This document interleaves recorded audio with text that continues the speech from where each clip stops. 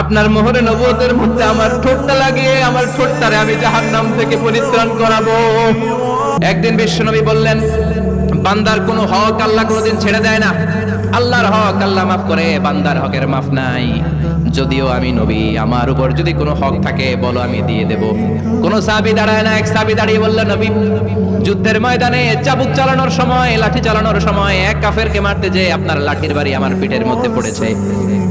আপনি যেহেতু এই কেসাসটা আদায় করতে চান, আপনার পিঠে আমি লাঠির বাড়ি মেরে এটারে শোধবোধ করে দিতে চাই। সাইয়েদনা ওমর ফারুক হাতের জামা এরকম পড়তে শুরু করছে, আয় এদিকে আয়, তোরে শোধবোধ করাই।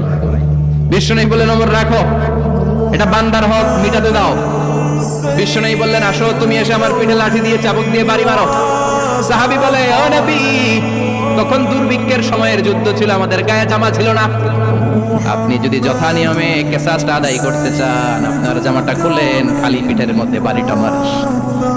এবার ওমরে ফারুককে ধরে কে?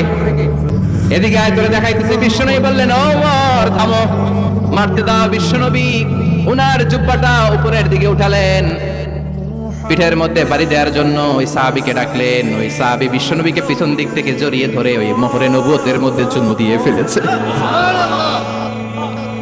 সাহাবী বললেন, নবী গো, এই নাটক করার জন্য আপনি আমারে মাফ করে দিয়েন।